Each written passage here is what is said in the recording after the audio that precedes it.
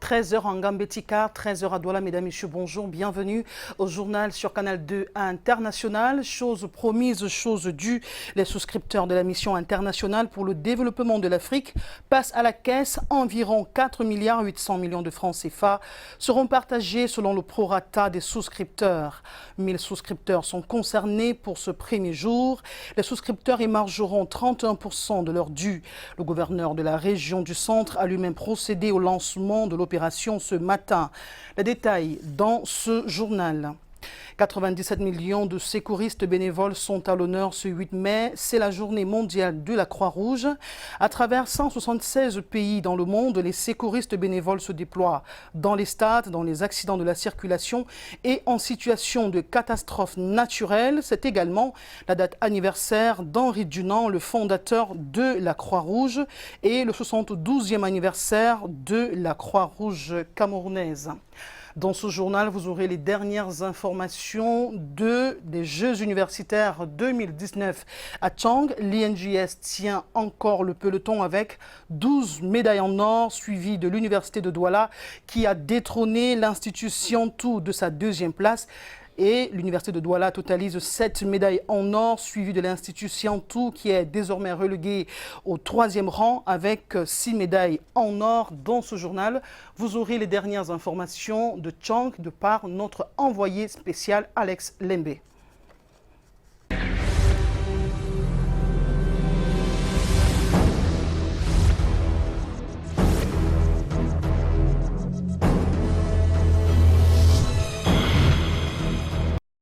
Ce 8 mai, journée mondiale de la Croix-Rouge, un mouvement qui, depuis 1863, est déployé à travers le monde. Plus de 95 millions de bénévoles se déploient jour et nuit dans les catastrophes naturelles, accidents d'avion, accidents de la circulation. Et ces 95 bénévoles, on les retrouve dans 176 pays au monde. Et il faut dire que jusqu'à cette date, les bénévoles du Cameroun se multiplient par milliers. C'est l'occasion de célébrer le 72e anniversaire de la Croix-Rouge au Cameroun. En dehors de la Croix-Rouge, il y a également le Croissant Rouge pour les pays islamiques. Et nous vous proposons cet extrait des encadreurs de la Croix-Rouge de la ville de Douala qui ont été rencontrés ce matin même au siège par nos reporters Aimé Moukouri. C'est sauver des vies. C'est d'abord, même dans le travail, puisque je suis superviseur dans mon service, j'aide les gens à se relever parfois quand ils ont des malaises. Et j'ai préféré aujourd'hui encore approfondir cette formation pour mieux diriger. Aujourd'hui même, c'est plus qu'hier. Parce qu'il y a une demande forte des personnes qui veulent connaître les gestes de premier secours. Et c'est pour cela que, et même à ce moment-ci, il y a des formations qui sont un peu partout, pour essayer de leur montrer les techniques de premier secours et ils adhèrent à la Croix-Rouge. Donc, si on prend les chiffres de l'année dernière et cette année, on voit que cette année-ci, c'est plus, le chiffre est plus grand que l'année passée. Alors, nous ne pouvons que conclure qu'il y a des gens qui s'intéressent, peut-être avec des événements qui sont là, ou peut-être parce qu'ils ont compris maintenant qu'effectivement, la Croix-Rouge, les gestes de premier secours ont un rôle dans la vie de l'être humain. Parce que quand vous connaissez les gestes de premier secours, vous marchez avec la tête haute. Et quel que soit le cas qui arrive, vous pouvez avoir à peu près une idée pour savoir qu'est-ce qu'il y a lieu de faire en temps opportun pour qu'une vie soit sauvée. Des activités relatives seront célébrées le 12 mai prochain. Le Camerounais Serge Alain Diepou vient de remporter le prix initiative de l'Agence française de développement Digital Challenge. La remise du prix aura lieu demain 9 mai au pavillon de l'Élysée en France. Elle récompense la couveuse mise au point par l'Agence universitaire pour l'innovation, fleuron de l'innovation technologique dans la ville de Tchang. Et avant son départ pour Paris, notre ingénieur-chercheur a fait un tour dans les locaux de Canal 2 International. Il est au micro de Patrick Ngwanya et de Stéphane Binac. Le premier prototype sont en 2018. Un prototype, c'est-à-dire qui a les fonctionnalités basiques d'une couveuse, mais qui avait été fait aussi avec peu de moyens. Ça vous a pris combien de temps? Au bout de 8 mois. Donc on amène cette couveuse aux journées d'excellence pour la recherche scientifique au Cameroun, les GESIC à Yaoundé, en 2018, en février 2018. Et pour une première sortie, ça a été un succès total puisque la couveuse sort de ce rendez-vous honorée du prix spécial du chef de l'État pour l'innovation. Donc on a pris la norme internationale CEI 1902 et on s'est dit il faut recommencer à zéro, cette fois-ci en visant vraiment la norme internationale. Et puis on a ajouté des fonctionnalités qui nous semblaient pertinentes pour le contexte du Cameroun. Parce qu'en fait, le problème des couveuses importées, c'est que ça ne supporte pas les variations d'énergie électrique. Donc il nous fallait fabriquer une couveuse résiliente aux problèmes électriques que nous avons chez nous. Le corps médical a besoin d'être connecté à la couveuse pour permettre que le médecin puisse, de là où il se trouve, savoir ce qui se passe en couveuse. Parce qu'on a aussi un problème avec le personnel médical à ce niveau. Et que tout le monde puisse savoir où est-ce qu'il y a une couveuse disponible. Parce que l'une chose qui m'avait marqué, c'est que quand il a fallu la couveuse pour Dame Kimi, en plein Yaoundé, on est allé chercher à Ekounou, on est allé chercher à gauche, à droite. Avant, on se déplace pour se rendre compte qu'il y a la couveuse ou pas. Et évidemment, c'est une fierté, mais surtout un moyen, une opportunité. Nous n'avons pas fait la couveuse pour gagner des prix. Nous avons fait la couveuse pour que les hôpitaux camerounais, africains puissent les adopter et que ça apporte un plus. Ce n'est que sur le terrain que nous allons avoir des vraies victoires. Serge Armel Ndjichou vient ainsi d'intégrer la longue liste des génies africains qui sont de retour. Il rejoint ainsi le Camerounais Arthur Zan, le créateur, l'inventeur du cardiopathe.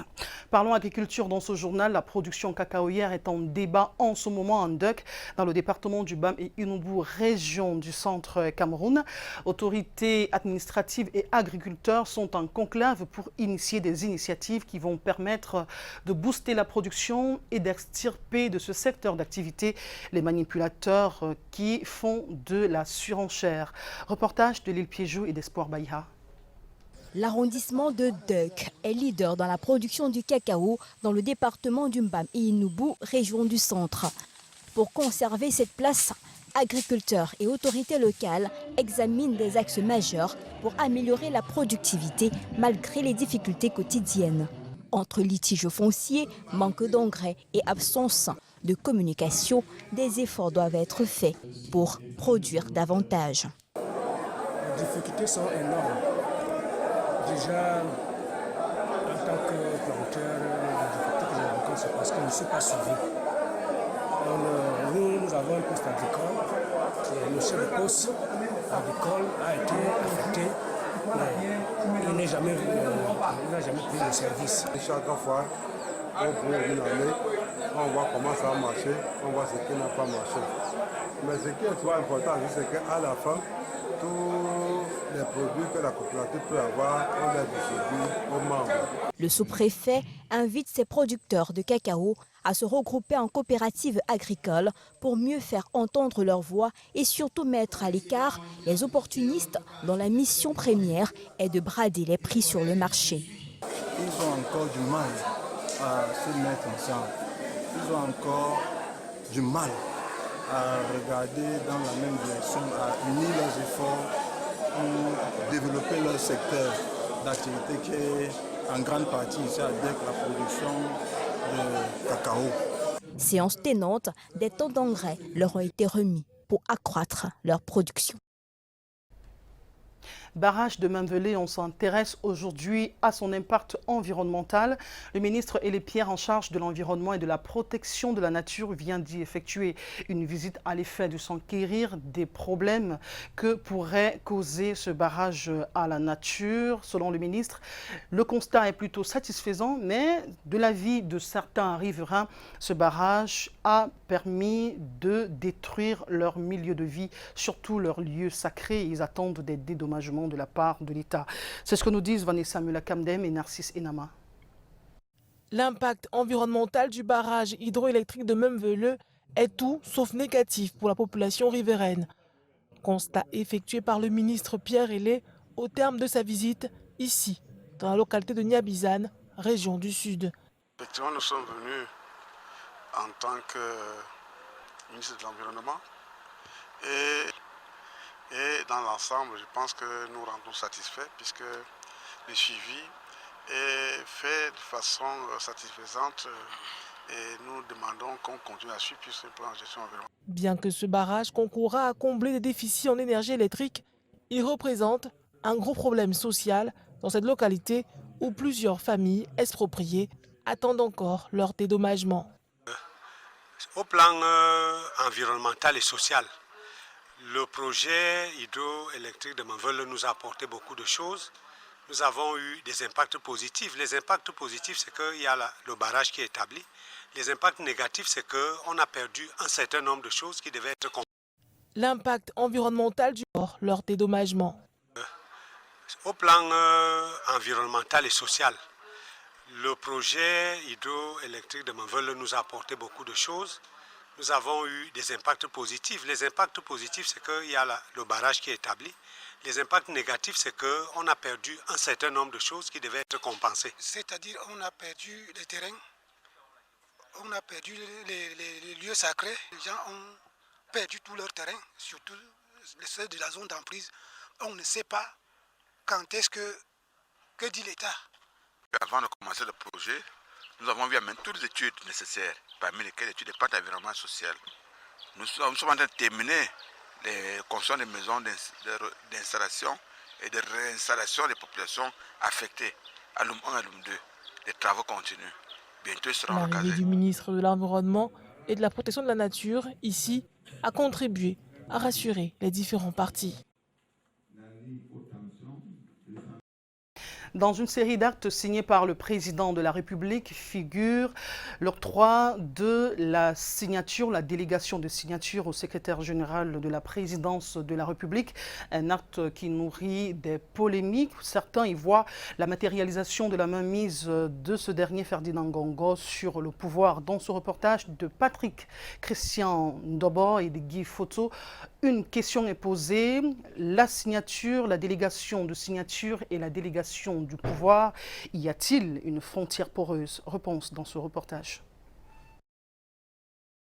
Par un décret du chef de l'État, signé le 5 février dernier, le secrétaire général de la présidence de la République est désormais investi d'une délégation permanente de signature. Une délégation qui suscite une controverse au sein de l'opinion au sujet des compétences qui accompagnent cet acte. Il exerce concurremment avec le président une de ses compétences, ou plusieurs compétences, en signant au nom du délégant. Le délégant, c'est-à-dire le président, n'est pas dessaisi de ses compétences et en conserve la responsabilité éventuelle. Par contre, la délégation de pouvoir, ça veut dire que le secrétaire général remplace totalement le président de la République dans l'exercice de certaines fonctions désignées, alors qu'il n'est pas élu au suffrage universel direct. Bien plus que la nécessaire distinction qui s'impose entre la délégation de signature et la délégation de pouvoir, le caractère permanent de cette délégation crédite, selon certains observateurs, la thèse de la confiance qu'accorde le chef de l'État à son proche collaborateur. Monsieur Ferdinand Ngongo a été Premier ministre d'État, secrétaire général de la présidence de la République. Il était donc normal, par conséquent, qu'une délégation permanente de pouvoir lui soit accordée en sa qualité de ministre d'État. Donc c'est une réalité constante au poste de secrétaire général de la présidence de la République. Dans le contexte actuel, ce qui va lui conférer un surcroît de pouvoir, qui lui confère, en tout état de cause, la position que beaucoup de personnes ne voudraient pas avoir, celle, j'allais dire, de Dauphin. Au-delà du cas spécifique actuellement en débat, l'histoire plus ou moins lointaine du secrétariat général de la présidence de la République dessine bien l'antériorité de la délégation de signature au sein de cette institution. Je vous annonçais en titre le démarrage du remboursement partiel des souscripteurs de la MIDA, la mission internationale pour le développement de l'Afrique qui a démarré ce matin à Yaoundé. Nous nous rendons à Yaoundé, justement au siège des institutions retrouvées. Karel Mezatia Choya pour la suite du journal et plus d'amples informations en ce qui concerne ce remboursement des souscripteurs de la MIDA. Karel Mezatia Choya, bon après-midi. Bonjour à Monique Naossi Fosso, Madame, Messieurs, bonjour et merci de nous rejoindre à Yaoundé. Vous l'avez dit, ce mercredi est jour tant attendu pour les souscripteurs de la mission internationale pour le développement de l'Afrique, MIDA. En abrégé, ils ont pris d'assaut le stade militaire de Yaoundé ce matin où se déroule en ce moment même l'opération de paiement pour cette première journée. 1000 souscripteurs sont concernés.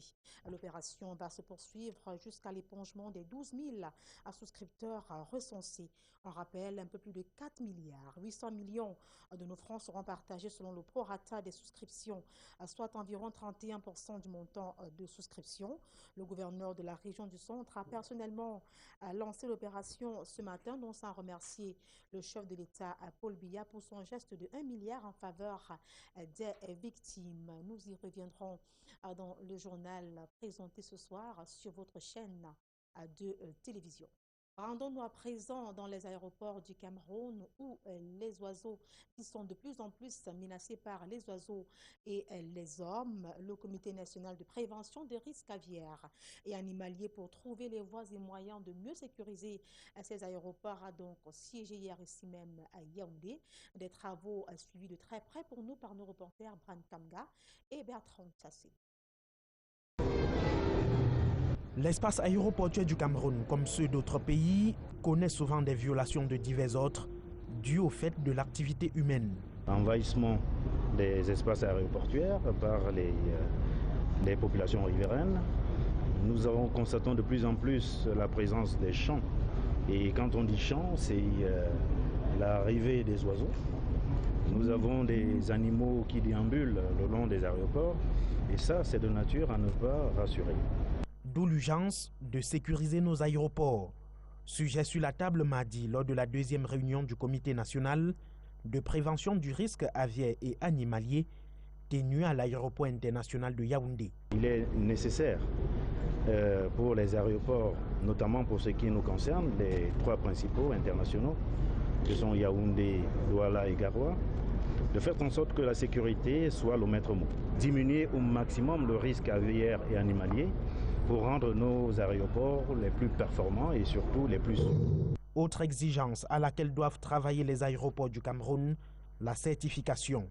Le ministre des Transports et président du Comité national de prévention du risque aviaire et animalier a recommandé aux acteurs de la chaîne de tout mettre en œuvre pour éviter les accidents dus à la présence inopportune de l'homme ou des oiseaux dans les espaces aéroportuaires. Pendant ce temps, ONU Habitat propose plusieurs solutions pour maîtriser l'urbanisation du Cameroun. C'est ce qui ressort de la rencontre des membres du comité de pilotage de la politique urbaine nationale du Cameroun, réunis donc hier à Yaoundé dans l'optique d'évaluer le chemin parcouru. Delphine Fonkou-Téné et Michel Foucault pour plus de précisions. Construction anarchique, décharges sauvages devenues des références, espaces verts inexploités, absence ou manque de réseau d'égouts, entre autres clichés des villes camerounaises qui connaissent une forte croissance urbaine. Celle-ci est due à la forte croissance démographique du Cameroun qui inquiète. Les projections du dernier recensement général de la population et de l'habitat de 2005 montrent que notre pays comptait environ 22 millions d'habitants en 2015, donc près de 12 millions de personnes vivant en ville, soit 55% de la population totale. Je m'abstiens de dire, quand moi j'étais à l'école, on parlait de 6 millions d'habitants, et nous parlons de 22 millions d'habitants. C'est dire l'urgence qu'il y a à agir. Si cette tendance n'est pas inversée, notre pays comptera en 2050 près de 49 millions d'habitants, avec 70% vivant en ville, soit 34 millions de citadins. Le gouvernement camerounais a confié à ONU Habitat il y a 3 ans une étude relative à la formulation et la mise en œuvre d'une politique urbaine nationale. Les membres du comité de pilotage réunis ce 7 mai autour du ministre du Développement urbain et de l'Habitat font le point de cette étude. Pour des villes camerounaises plus assainies, plus propres et plus belles, ONU Habitat dans son rapport propose une politique d'urbanisation qui prône l'urbanisme durable, la décentralisation, l'industrialisation urbaine et autres, la bonne gouvernance. L'élite de l'océan vient de réitérer son soutien à la jeunesse de ce département, déterminée à œuvrer davantage pour développer cette partie du pays. C'était à l'occasion de la première édition du Forum de jeunesse responsable de Kribi ouverte hier. Le ministre directeur adjoint du cabinet civil, représentant personnel du président de la République, a présidé la rencontre initiée par le sénateur Grégoire Bamba. Delphine Fankouten une fois de plus, cette fois-ci avec Serge Alanzibou. À genoux devant cette assemblée, l'honorable Grégoire Bamba demande pardon à la jeunesse de l'océan. C'est au nom de l'élite de ce département qu'il le fait, tout en s'engageant à œuvrer pour le bien-être de cette jeunesse. Estimer que ce siècle est le siècle de la jeunesse. La jeunesse doit prendre ses responsabilités, la jeunesse doit elle-même diriger son destin. Mais nous pourrons l'accompagner par des partenaires sociaux, par un franc langage, par le B2B. Ça permet que dans l'histoire du Cameroun, on voit la jeunesse et les partenaires sociaux qui sont la locomotive du développement dans notre ville. C'est toute la pertinence de cette première édition du Forum Jeunesse Responsable de Kribi, ouverte ce 7 mai, en présence d'Oswald Babouké, ministre directeur adjoint du cabinet civil. Le représentant personnel du chef de l'État invite la jeunesse de l'océan à être une jeunesse citoyenne, responsable et travailleuse. Le président Paul Biya vous invite à vous impliquer pleinement dans la construction de notre pays en mettant toute votre générosité et votre ingéniosité, votre dynamisme et votre patriotisme au service de l'intérêt suprême de la nation. Il vous invite par ailleurs à être des artisans de la paix et de l'unité nationale. Votre avenir et celui du pays tout entier en dépendent. Cette initiative du sénateur Grégoire Bamba vise à aider ces jeunes à prendre leur avenir en main. Les jeunes ne veulent plus avoir des passerelles. On voudrait avoir un langage direct avec le chef de l'État. Et ce qui s'est passé aujourd'hui, la jeune de Kribi va travailler dans les thématiques qui concernent son avenir. Nous demandons seulement que les choses qui ont été dites doivent être réalisées. Parce que nous avons, le président de la République l'a dit, les jeunes doivent oser. Bon, aujourd'hui, nous avons créé des GIC, nous avons monté des projets, mais nous demandons vraiment qu'on nous épaule dans ce sens-là. Les ateliers organisés à l'occasion offrent à ces derniers des idées et stratégies nécessaires pour se lancer dans l'entrepreneuriat, ceci en vue d'œuvrer pour le développement harmonieux de l'océan en particulier et du Cameroun en général. 50 ans déjà que le Fonds des Nations Unies pour la population est à pied d'œuvre pour une meilleure santé de reproduction. Dans son rapport sur l'état de la population mondiale, le Cameroun présenté hier à Yaoundé, l'UNF appuyé fait le constat selon lequel les droits et les choix de reproduction sont devenus une réalité pour les femmes au Cameroun, même si beaucoup reste encore à faire. Alain Gislain Kanga et Hubert Mutier. Un goût d'inachevé. C'est le sentiment du Fonds des Nations Unies pour la population en 50 ans de combat. Au Cameroun, des efforts doivent être enregistrés au niveau de la santé sexuelle et la reproduction des femmes. La femme, qui doit être placée au cœur des programmes de développement, est très souvent victime d'inégalités de genre. Les femmes ont le choix de pouvoir décider à part entière comme agents du développement. Elles représentent dans le monde, comme vous le savez, près ou sinon plus de la moitié de la population. Et si on les met de côté, il est difficile, comme l'a dit son Excellence dans son message,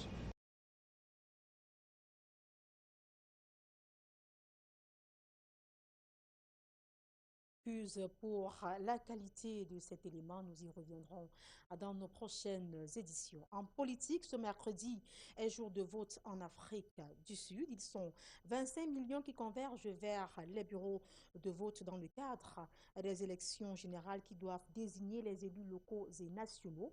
Canal 2 International suit cette activité en marge de la session du Parlement panafricain. Retrouvons à l'instant notre envoyé spécial Ghislain Pierre et Sono. Bonjour, vous êtes en direct de Mitran. Quelle est la situation en ce moment? Bonjour Karel et bienvenue dans ce pays continent, j'ai donc nommé l'Afrique du Sud, dont on sait justement qu'il y a vote général ce jour même. C'est donc un jour on ne peut plus férié sur l'ensemble de ce pays continent, bien férié, parce qu'il y a sur l'ensemble de ce pays un nombre on ne peut plus impressionnant en termes de bureaux de vote. On parlait justement de 22 000 bureaux de vote qui sont répartis sur l'ensemble du territoire. Cela avec l'observation d'à peu près 2000 personnes qui ont ainsi été accréditées. Question de procéder à l'observation de ces élections et on rappelle qu'il y a à peu près 26 millions de votants qui sont attendus aux urnes ce jour et nous avons choisi nous de nous rendre ici même à Midrand qui fait partie justement de la province du Gauteng. Il faut dire que nous sommes précisément à l'école de Galag Combine School. Et bien c'est l'un des bureaux de vote de cette ville, à savoir donc Midrand, et il faut parcourir à peu près 302 pages pour savoir quel est exactement le nombre de bureaux de vote. Nous avons donc choisi cet autre-là, question d'illustrer davantage comment est-ce que le vote se déroule. Et vous le voyez, ils sont en rang depuis ce matin, les Sud-Africains qui donc font ce qu'on appelle ici la queue, question de procéder à ce droit, j'allais dire civique. Et ici même, il y a un premier contrôle. Vous le voyez, en termes de déroulement de vote, il y a un premier contrôle qui se déroule. On identifie donc à partir de la carte d'électeur, on vous délivre un ticket qui vous donne donc accès au bureau de vote. Et pour la petite histoire en termes de rappel, eh bien, la compétition se déroule entre 48 formations politiques qui composent donc le Gotha politique de l'Afrique du Sud. Et il y a principalement 3 partis politiques qui sont en lice et qui sont d'ailleurs les gros poissons de cette compétition politique. On rappelle que ce sera le 4e président après l'ère Nelson Madiba Mandela qui sera élu à l'issue de ce processus électoral avec justement les parlementaires, 400 au total, qui s'en vont être élus, qui vont procéder ensuite à la désignation de celui qui va donc succéder à Ramaphosa, qui a justement succédé lui par les voix, on va dire, de partis politiques, qui a donc succédé à son prédécesseur, j'ai nommé Jacob Zuma. Merci Ghislain Pierre et Sono pour toutes ces précisions. Et la suite de ce journal de la mi-journée, c'est naturellement avec vous. Du côté de Douala, Monique Naosi-Fosso. Merci Karel Mezatia Choya. Je vous annonçais en titre la foire aux métaux à Tchang, la 22e édition des Jeux universitaires 2019 jusqu'à présent. L'Institut national de la jeunesse et des sports tient le flambeau avec 11 médailles en or. La 2e place qui est occupée jusqu'à hier par l'institution tout supérieure vient d'être chippée par l'Université de Douala qui occupe la 2e place avec 7 médailles en or. L'institution tout descend en 3e position avec 6 médailles en or. Plus d'informations avec le concours de notre envoyé spécial, Alex Lembe à Tchang. Bonjour Alex. Bon après-midi Monique, merci de nous envoyer l'antenne ici à Tchang où se déroulent les 22e Jeux universitaires. Ces Jeux sont rendus à leur 5e journée, ça il faut le dire, une 5e journée qui dessine déjà en filigrane le tableau final des résultats, même si la compétition continue, surtout au niveau des disciplines collectives. Également, certaines disciplines individuelles continuent leur bonhomme de chemin, parmi lesquelles le tennis de table, le lawn tennis et autres.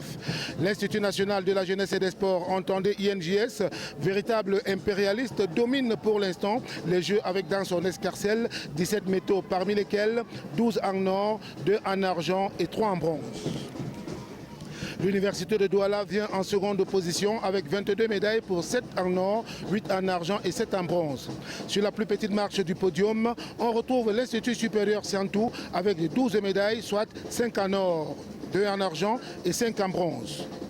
Les universités de Yaoundé 1 et de Ngaoundéré sont respectivement 4e et 5e avec 5 et 4 médailles en or. Au sport paralympique, l'Institut supérieur Siantou occupe la première place. Elle est suivie des universités de Tchang et de Douala. S'agissant du carnaval, l'INDS a une fois de plus été sans pitié face à ses adversaires. Il est suivi dans cette catégorie par l'université de Ngaoundéré. En attendant donc que les autres disciplines puissent obtenir leurs médailles ou alors que les propriétaires de ces médailles respectives soient connus, disons simplement que les éliminatoires et les matchs de poule continuent dans ces disciplines sportives, parmi lesquelles le football, comme vous avez ici derrière nous, il y a le handball, le volleyball et le basketball. On ne va pas oublier les disciplines individuelles telles le tennis stable, le lawn tennis, qui continuent également à faire leur bonhomme de chemin en attendant les propriétaires de leurs médailles respectives. Mais disons déjà qu'au niveau de l'athlétisme, on connaît déjà les propriétaires des médailles d'or. Et également au niveau du judo, ils ont été connus hier. Et puis l'université de Douala a arraché, n'est-ce pas, la plus haute marque du podium avec 5 médailles en or. Et du côté de la lutte, 2 médailles en or. Bonne nouvelle pour la communauté musulmane camerounaise. Eh bien, on se souvient, il y a 2 jours, les musulmans candidats pour le voyage du Hajj étaient aux abois compte tenu de l'augmentation du tarif du voyage. Près de 315 000 francs de plus, eh bien, le président de la République du Cameroun vient d'ordonner une subvention à hauteur d'1 milliard de francs CFA pour permettre à tous ces candidats d'effectuer le 5e pilier de l'islam comme c'était prévu. Mesdames, Messieurs, c'est la fin du 13h sur Canal 2 International. Nous vous disons merci de nous avoir écoutés, regardés de bout en bout. Prenez rendez-vous à 18h50 pour l'information grand format sur Canal 2 International et à 20h, ce sera le rendez-vous de la Champions League sur Canal 2 et nulle part ailleurs. Bon après-midi en compagnie des programmes de Canal 2 International.